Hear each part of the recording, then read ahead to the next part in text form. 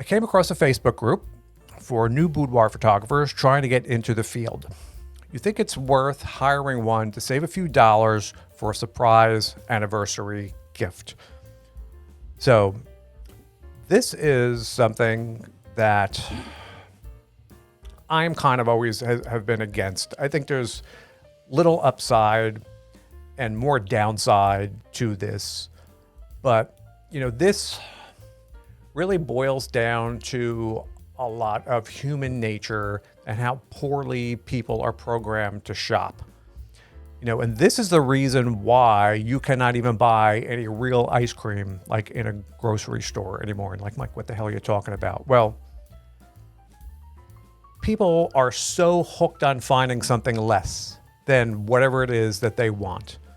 Now, I see all this on all the time, like on Instagram or something. People Skims dress. Oh, that's the knockoff for the Skims dress because it's cheaper. Lululemon. Oh, this is the knockoff for it. It's going to be cheaper. People are always in this hunt for whatever it is that they want to try to find things that are cheaper. And then in the knockoff, we need something cheaper and cheaper and cheaper. So when you get into this race to the bottom and you're always looking for something less and cheaper and cheaper and cheaper, you're not getting initially what you thought you wanted. And we're talking about ice cream, and people are always looking for the cheapest thing in the aisle. What's less? And you go grab that carton, and it's not even ice cream. They can't even legally call it ice cream. And it's one of those things that you can leave it on your counter overnight, and it doesn't even melt. You look in the box, and it's still a foamy, globby mass that it was when you left it out there the night before. And then you read the ingredients, and it's all chemicals and emulsifiers and foam, and it's not even anything in there that you can pronounce in the ingredients. It's not even food. It's not even ice cream. It's not even anything you'd really want to put in your body. So why is it in the grocery store? Because you don't want to pay for real ice cream and you don't care. So these companies are all right. So we'll just make it and they take out, and it's just less and less and less until it's not even ice cream anymore, but you still buy it. Why? Because it's $2 less or $3 less than the real ice cream. So what are you getting? You're getting a bunch of crap just because you want to save some money.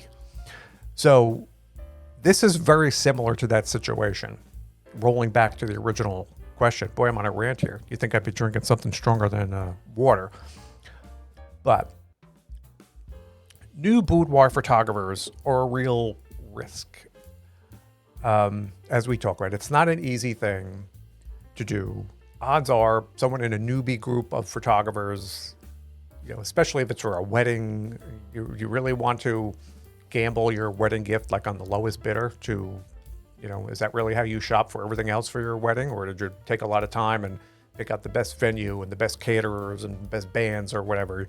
You didn't all right, so who's the less? You didn't go, okay, we're catering from Taco Bell because we can get a chalupa for everybody for $2. Why would I spend $80 on a meal, because you just don't do it that way. So don't shop for your photography in that matter. The lowest price is not always the best choice. So in a newbie group of people learning how to do women's photography on Facebook, it's great. And everybody has to start somewhere, and I get it.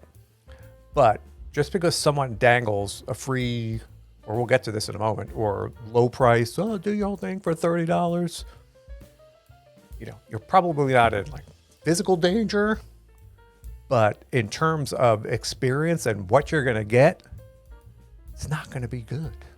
It's just not. And what people don't understand when it comes to women's photography too, it's about the experience. It's about how often do you do something like this, and having someone who's going to be able to guide you and put you at ease. And they've done this a lot.